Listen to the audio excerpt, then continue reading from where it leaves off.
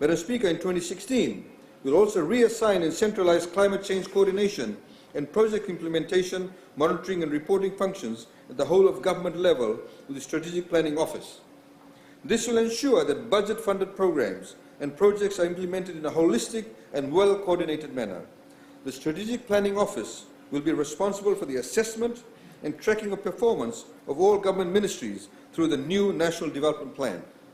The Office will also be the national focal point, coordinating with all development partners on all technical, policy development, administrative functions related to climate change. This will streamline and centralize reporting so that ministries are not tied up in meeting reporting requirements every month.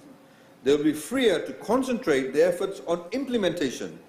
Ministries will not only be fully accountable at all stages of a project, they will also become more efficient and productive. For his part, the Honourable Prime Minister will have an accurate snapshot of all projects without having to search through dozens of individual reports. This is a best practice worldwide, where one agency responsible for budget monitors not just the dollars that have been spent, but the faithfulness of the spending and the quality with which projects are managed and juxtaposed with its corporate plans. Madam Speaker, from next year, within certain government ministries and in order to improve efficiency, we will be putting in place specific timelines by which government entities must respond to applications. If prescribed timelines are not met, Madam Speaker, then certain applications will be deemed to have been approved. Madam Speaker, we must address two important weaknesses in our tax structure. We must make the system more equitable and transparent, which means simplifying and rationalizing system to root out inconsistencies or special privileges that serve no useful social or economic purpose. And we need to do a better job of collection. There is significant leakage in our system, and we are simply not collecting all the revenue we should be collecting. In the process, ordinary Fijians suffer, and the nation as a whole suffers.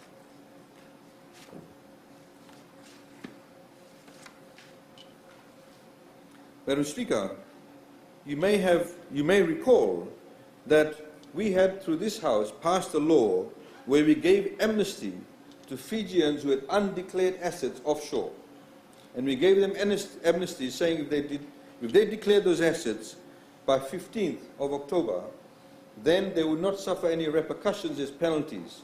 But going forward, they would pay taxes from 2016. Madam Speaker, I'm happy to tell the Parliament this morning that, Madam Speaker, $500 million worth of assets have now been declared. $500 million worth of assets that were completely unaccounted for, and the numbers are growing.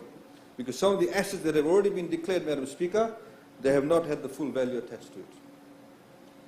Madam Speaker, but we also know there are many still who have not. And we will pursue them. We will pursue the taxes that they owe us.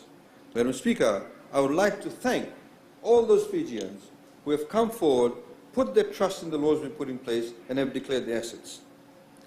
Madam Speaker, Fiji has one of the lowest tax rates in this part of the world, so the choice should be easy. Even though you may have your assets offshore, you should pay your taxes here. Madam Speaker, again I want to thank all those Fijians who have come forward and put their faith in the Fiji First government. Others have yet to come forward.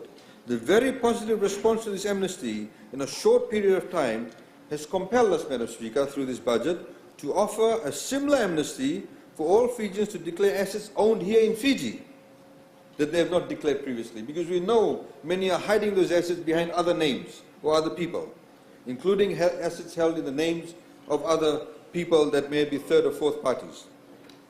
Madam Speaker, furthermore, we have many citizens who have not fulfilled their tax obligations because they have not filed or paid due taxes pertaining to previous taxable periods.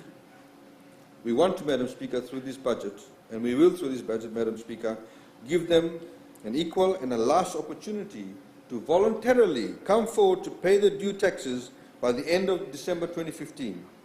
Late lodgement and late payment penalties will be waived in full, as long as they pay those taxes by the end of December 2015.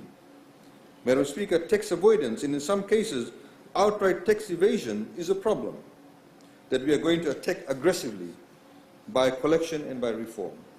When privileged people and corporations don't pay legitimate taxes, they put more burden on the poor and the working class. This obviously, Madam Speaker, is not fair. Government will not tolerate it, and we as a people should not tolerate it. Madam Speaker, throughout this presentation, I will give examples of ways that individuals and companies have simply been ducking their civic responsibilities. For example, Madam Speaker, a very well-known company that owns major grocery outlets throughout Fiji and with other businesses in the pool of businesses across Fiji has paid no taxes in the last 6 years. A major grocery outlet present in almost every town in Fiji has not paid any taxes for 6 years. Yet it is inconceivable, Madam Speaker, that this company has made no profits. By not paying taxes, company management is denying services and opportunities to ordinary Fijians, the very people they need to sustain the business. We have also learned, Madam Speaker, that a major accounting firm, one of the top 5, in breach of its civic responsibility and ethics of the accounting profession, has helped its clients make exaggerated claims of allowable expense. Exaggerated claims of allowable expense. This, Madam Speaker, has to stop. FIRCA will develop a tax agent's code of ethics for tax agents to ensure that everyone understands the rules and conduct required of tax agents. Then there will be no excuse for dishonesty, and the agents will be held accountable for the advice they give their clients and their companies. We also know that in the past, Madam Speaker, when government reduced duty on goods, merchants often have not passed those savings on to customers. They broke faith with their customers, taking the reduced cost as something to boost their income. But, Madam Speaker, government doesn't reduce duties to benefit a few merchants. It reduces duties to end economic distortions, to give consumers greater choice, to boost economic activity and opportunities, and put more money in the hands of the ordinary Fijians. We are going to confront these practices, and we will enact responsible and comprehensive measures to change this selfish and pernicious behavior. We are also going to use technology to do a better job of collections. Much income goes unreported through the informal economy or through simple tax evasion because we have lacked a credible system to encourage or compel tax compliance. We will invest $5 million in technology through the Ministry of Finance and FIRCA to ensure better reporting and compliance, including a system to link FIRCA to cash registers so that retail and wholesale transactions will automatically and in real time be reported to FIRCA. This is only fair. VAT was instituted in 1992 through the VAT decree, and some shops have long been able to manipulate VAT returns by mixing accounting of VAT and non-VAT items. When customers pay taxes in good faith to merchants who pocket the money, those merchants are stealing from their customers and, of course, from government. The merchants hold the VAT in trust, and it is their responsibility to turn it over to government. Madam Speaker, the current structure of exempt VAT, zero-rated VAT, and normal VAT provides the window of opportunity to unscrupulous traders to manipulate the records to underreport VAT sales. What this means is that VAT collected from ordinary Fijians is not passed over again to government.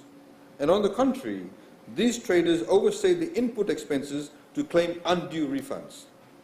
This is a double whammy because it hurts ordinary Fijians and the Fijian government, and the punishment, of course, Madam Speaker, will fit the crime. Triple the tax due. By having exemptions to VAT, Madam Speaker, we also create a regressive taxation system. In other words, if the logic is that VAT should be exempt on certain items because you want to protect the less well-off, then it does not work, because the rich also don't pay VAT on those items. What is fair and financially sound is that assistance to the needy needs to be targeted. Madam Speaker, many of our businesses rely on a model of high margin and low volume. Many of our businesses rely on a model of high margin and low volume because it makes one kill on one sale. We encourage them, Madam Speaker, and our budget encourages them to move to a different model, one in which lower margins stimulate consumption and produce a higher volume of sales. This is a better model for the economy because it encourages production, lower costs, in the long run increases sustained profits for the merchant. Madam Speaker, we propose to this Parliament legislation to reform the VAT system, which is part of the daily lives of all Fijians. This will make taxes more equitable and less burdensome, while producing more revenue for government to provide essential services. Under this legislation, Madam Speaker, VAT will be reduced from 15% to 9%, and exemptions that currently exist on rice, cooking oil, fish, flour, tea, powdered milk, kerosene, and prescription drugs will be eliminated. This reduction in VAT will reduce overall cost to citizens as measured by the Consumer Price Index through the RBF by 4.5%, and will overall reduce the overall cost of food to all Fijians by 0.4%. We will further reduce the impact of VAT on the poor by continuing the Fiji First Government's current free food voucher and free medication for individuals with income less than $20,000 a year, and providing subsidized electricity of up to 95 kilowatts now, Madam Speaker, to those households that earn less than $30,000 a year, as aligned to the $30,000 threshold for Water Authority of Fiji. The free medicine list, Madam Speaker, from next year will also be greatly expanded from 72 items to 142 items. This benefit will be financed by the VAT collected on the purchase of prescription drugs and basic food by people who can afford to pay, and so they must pay, Madam Speaker. Whilst people in the outer islands will pay a little more for kerosene, but that will be offset by the lower cost of such items as outboard motor fuel, which will now decline by 6%, and other food items and other materials which I'll highlight as to where the prices will go down. Madam Speaker, the reduction in VAT rate will present a situation of significant tax savings. In fact, this savings will gradually increase as the person consumes more goods. In other words, Madam Speaker, the more you buy, the more you save. And Madam Speaker, when VAT is reduced, we must ensure that consumers benefit. We are not reducing VAT to increase profit margins for retailers. We are reducing VAT to put more purchasing power in the hands of ordinary Fijians. Let me quantify this with a real-life example, Madam Speaker. Parents who spend $200 on school uniforms for their children will save $12 from the reduction in VAT alone. But those same children's clothes will already be lower as much as by 5%, Madam Speaker, because, as I will announce later, we've also reduced duty on fabric that's imported in Fiji. It will become 5% cheaper also. We've also eliminated duty, Madam Speaker, on fabric, thread, buttons, zippers, and other items that make up a garment.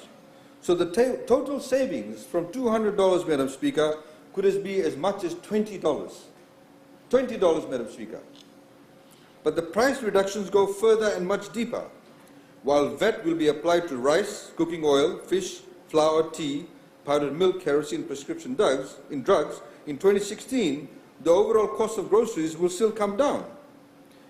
This is because we've decreased the VAT on other everyday items. The price of soap, toothpaste, toilet paper will come down. The price of meat, salt, onions, potatoes, butter, garlic will also come down. Household appliances, furniture, hardware material, mosquito coils will all come down. Cabin crackers will all become more affordable. Bus fares will go down. And everyday costs for many working Fijians.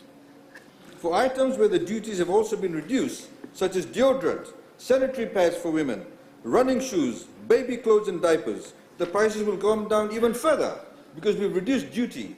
So it's not just the 9%, but also the duty reduction which needs to be passed on. In the case of tea, which was VAT exempt, Madam Speaker, although VAT is now going to be applied, the removal of duty by 10% will decrease the net price. And of course, there's still no VAT on fresh fruits, vegetables and other things you buy in the market, as this has always been the case. There's also no VAT, Madam Speaker, which we continue, on people who are disabled and who use, for example, hearing aids, wheelchairs. There's no VAT, there's no duty on any of that. If an ordinary family, Madam Speaker, wants to purchase a $20,000 car, the family will now save $1,200 thanks to the VAT reduction from 15 to 9%. This kind of savings can make dreams a reality for many Fijians who will now have a greater purchasing power in the marketplace. Madam Speaker, this is a tax reform for the consumer. This is a tax reform for the ordinary Fijian. This is a tax reform that will put money back in the pockets of families all over the country and give them the choice of how they want to spend their hard-earned cash. We will also, Madam Speaker, as you will see later today, propose legislation requiring sellers of goods to reflect the lower value-added tax in their prices. Dealers who attempt to pocket the difference will face stiff punishment, fines of up to $100,000 or 5 years imprisonment. This may sound tough, Madam Speaker, but this is a very serious issue that requires sufficient deterrent. FIRCA and Ministry of Finance have already conducted price surveillance over the past few weeks in cooperation with the Consumer Council of Fiji. And we've provided an additional $150,000 in this budget, Madam Speaker, to the Consumer Council to operate a hotline to receive consumer complaints.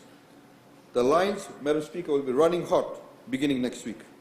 And anyone calling will speak to a person who can begin an investigation of the complaint and report it directly to FIRCA.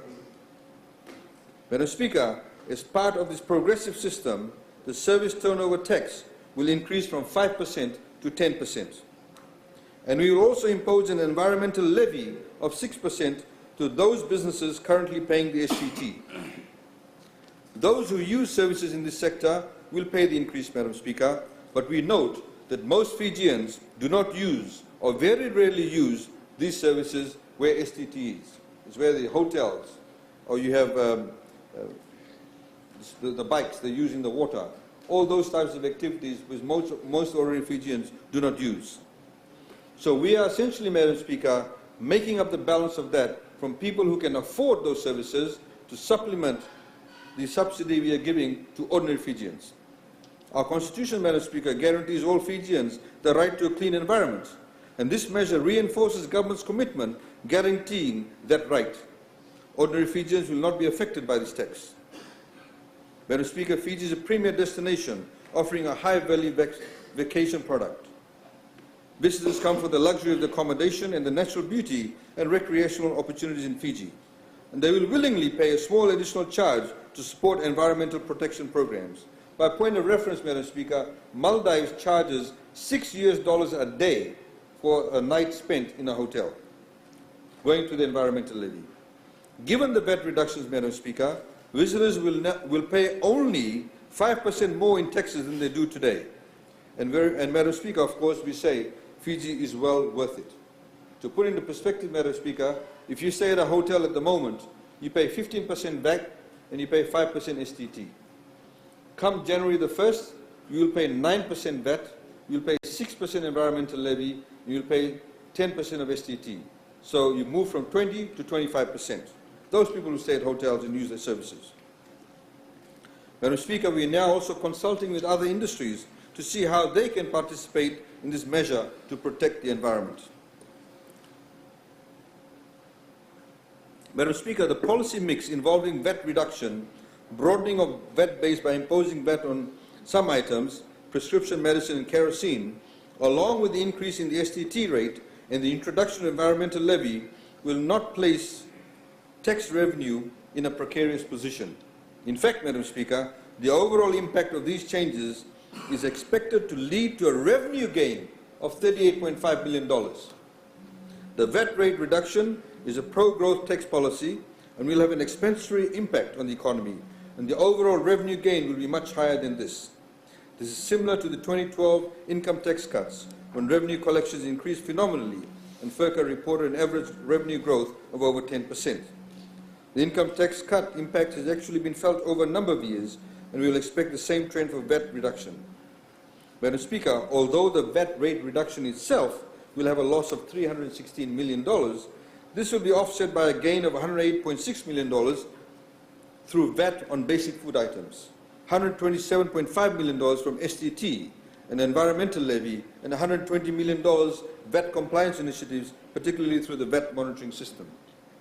Madam Speaker, there are many anomalies in our tax system that are caused by the accumulation of the years of different privileges and tax breaks, taxes on selected items and exemptions on other items with no logic or consistency behind it. For example, even those items that are read out have been classified as basic food items, but in fact they are not. All of this leads sometimes to cheating and other times to manipulation. People feel that they can play the system rather than work within it, because the system appears to be a game. That is what we need to straighten. That is why we need to straighten out, Madam Speaker. Madam Speaker, we will not ask anything of Fijian citizens that we do not demand of ourselves. The people who assess, collect and record taxes and duties must be unquestionably honest. We have been dismayed by the instances of corruption uncovered recently by FICAC involving payments and favours to FIRCA employees. Freight handlers who give gifts to FIRCA employees, if they agree to falsify customs documents, could very well end up sharing a prison cell with their co-conspirator. FICAC, the FIRCA board and the Ministry of Finance will be unrelenting in rooting out corruption and in prosecuting to the fullest extent anyone who betrays the people's trust. We are asking people to pay their share. They must believe that they can trust the government. We have put some tax breaks that need to be ended. We have some tax breaks, Madam Speaker, that need to be ended because they serve no more purpose, or they serve no longer useful purpose. One of those, Madam Speaker, is the Short Life Investment Package, or SLIP, which grants the hotel industry certain holidays of 10 years for investments of $7 million or more. This may well have been a valuable program when we were trying to build our tourism industry in the 60s, 70s and 80s, but it has outlived its usefulness. We have a mature, world-class hospitality sector. Yet, Madam Speaker, of interest to all members of this House, out of the 263 hotel companies in Fiji, only 68 paid taxes in 2014.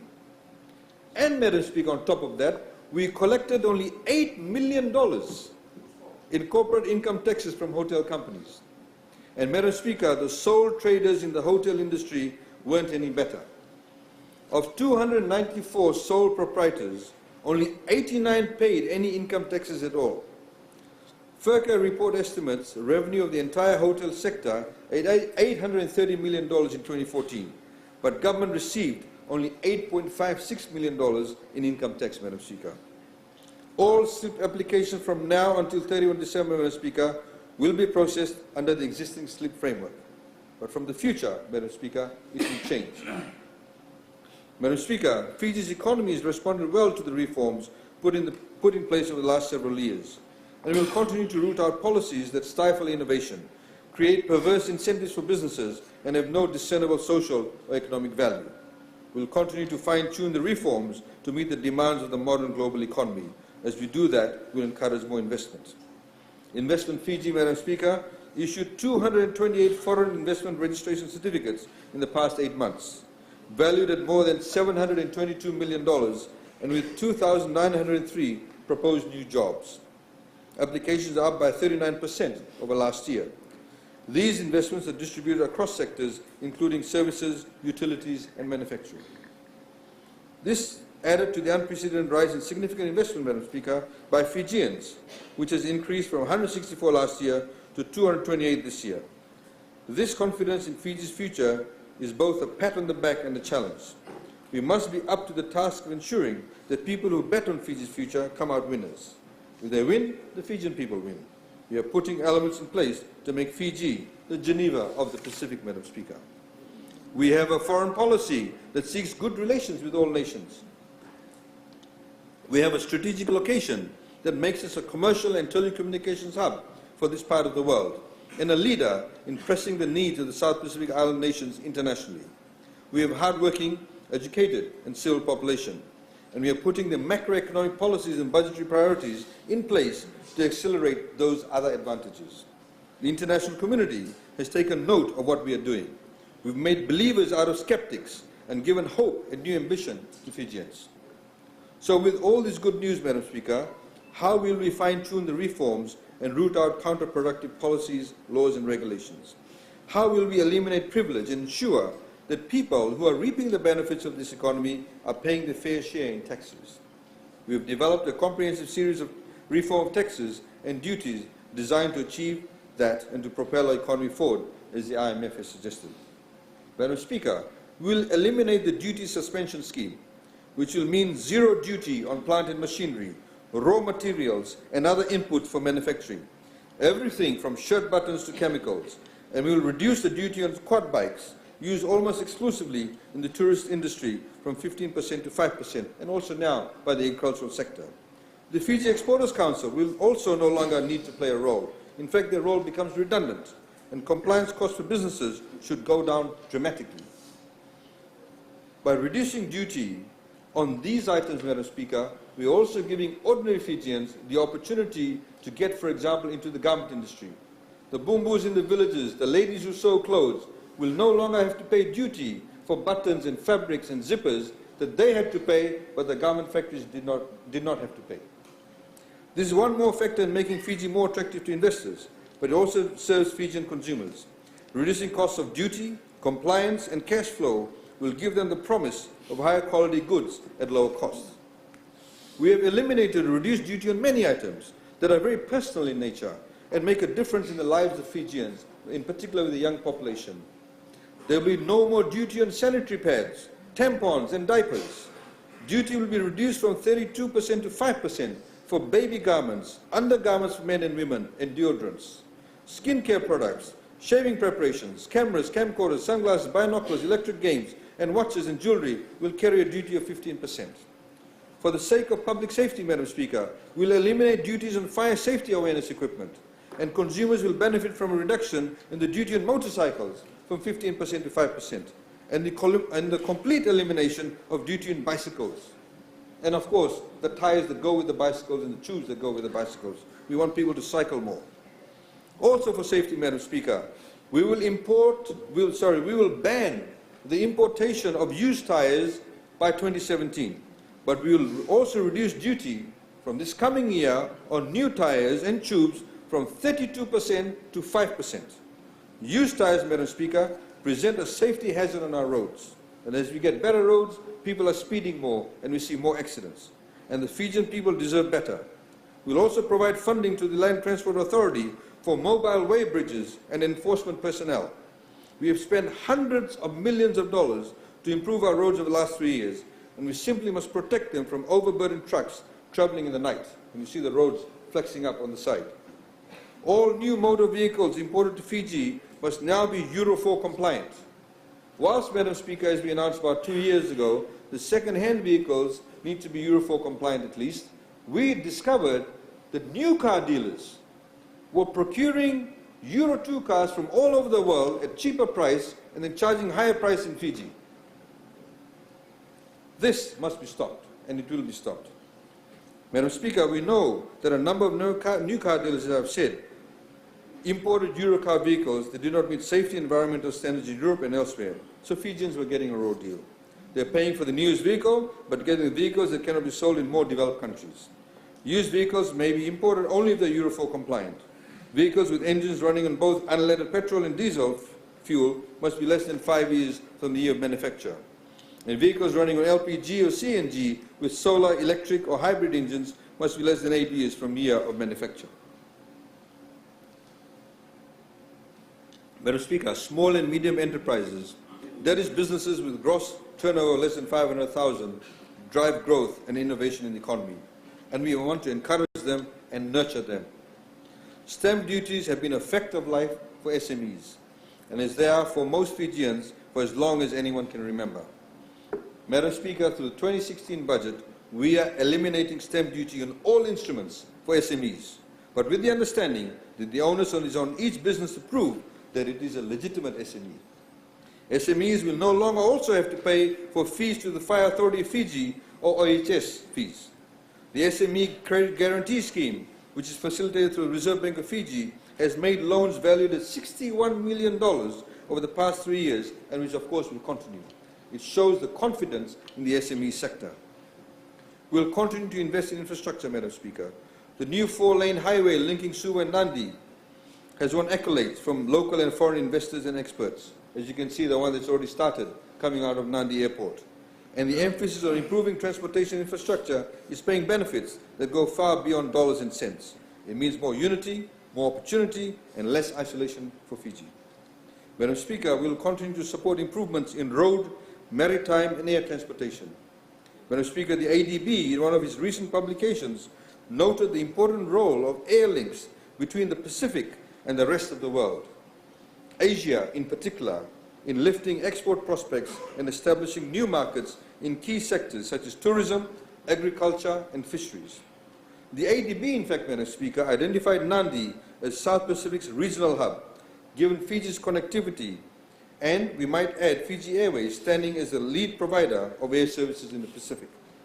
The study also noted that due to the market size, the cost of air travel in the region is amongst the most expensive in the world. For this reason, a number of Pacific Islanders are now offering incentives to commercial airlines to increase flights. Madam Speaker, we are proud to announce that Fiji Airways from April 2016 will commence a new route to Singapore with the arrival of its new Airbus A330-300 series. To support our national carrier in this new endeavour to aggressively market and put in place attractive ticketing pricing, government has provided a sum of $18 million in the 2016 budget to Fiji Airways.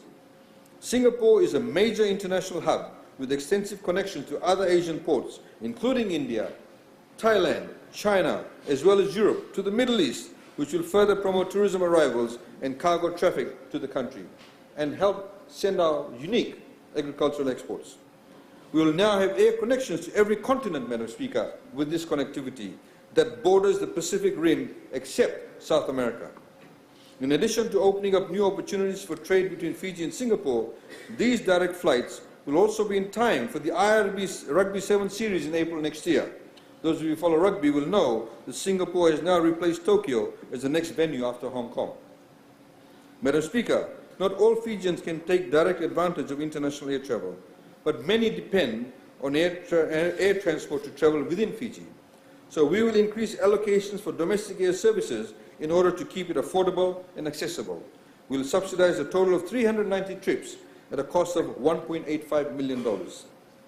This support for domestic air travel, Madam Speaker, is one of the many ways we are meeting the Fiji First Government's long-standing commitment to unite the Fijian people and to end the inequality that stems from geographic isolation and poverty. We will reinforce this commitment with an increased allocation to build legal aid offices to serve people in outer islands and rural communities. These people need access to legal services as much as anyone else in the cities. And they will have it, Madam Speaker. Madam Speaker, government will increase that allocation to $5 million. Legal aid will open new offices in Levuka, Nambualu, Kandavu, and Rotuma. We have already opened offices in Taviuni, Koro, Nosori, Nasinu, Suva, Navua, Nandi, Lotoka, Ba, Tavua, Rakiraki, Lambasa, and Savu-Savu. This is unprecedented, Madam Speaker. We'll also work to eliminate the backlog of some 2,500 workers' compensation cases. For this, an amount of $5 million, an increase of $2.5 million, is provided in 2016. These are people who claim that injuries suffered on the job had prevented them from working and earning a living. These cases need to be adjudicated for the benefit of the workers and the employers. Facts must be ferreted out, truth must be determined, and compensation must be paid where it is warranted. Madam Speaker, of course, justice delayed is justice denied. The very credibility of Fiji's commitment to protect workers and maintain an insurance scheme to shelter hard-working people from unforeseen workplace injuries is at stake. We also need to be more generous in compensating injuries and deaths on the job. Workmen's compensation was established to compensate workers and their families in the inability to earn a living, so the payments must be able to reflect some extent the realities of the job market and the economy. So we have increased, as this Parliament passed, the maximum payment to eligible families of workers killed on the job from $24,000 to $50,000. We have also expanded the definition of family to include de facto partners. Madam Speaker, these are families who have lost a breadwinner and a loved one. We have also increased the amounts payable when you have incapacitation or disability from your workplace. We will not be able to make them fully whole, Madam Speaker, but we should ensure as much as possible that we relieve their grief and the exposure to indignity. Madam Speaker, one of the most important institutions acting in the interest of all Fijians is the Fiji National Provident Fund, or FNPF, which invests the funds deposited by workers in order to pay out retirement and disability pensions. FNPF is recognized internationally for its excellent management, recent excellent management, Madam Speaker, and we are proud to say that just on Monday, FNPF was awarded the Certificate of Merit by the International Social Security Association in recognition of the IT reform supported by the Fiji First Government. FNPF has made all the right reforms to ensure that deposited funds are safe and that the value of its assets grows swiftly. FNPF's investment income was $252.8 million in 2014 and stands at $302.7 million today, an increase of 20%, Madam Speaker. That is the highest ever in the fund's history, and that is good news for all Fijians. Madam Speaker, as we mentioned, that this bright future the Fijians are embracing must include good health. Our health system suffers from decades of neglect that have left us with inadequate infrastructure and a lack of sufficient qualified medical professionals. Medical science is progressing rapidly, and advanced medicine is no longer the exclusive domain of the wealthiest and the most advanced countries. Open heart surgeries are now routine, and people are released from hospital within a few days following the procedure. Yet, Madam Speaker, there is no one in Fiji, in all of Fiji, not one doctor who is qualified and available full-time, 24/7 to perform open heart surgery.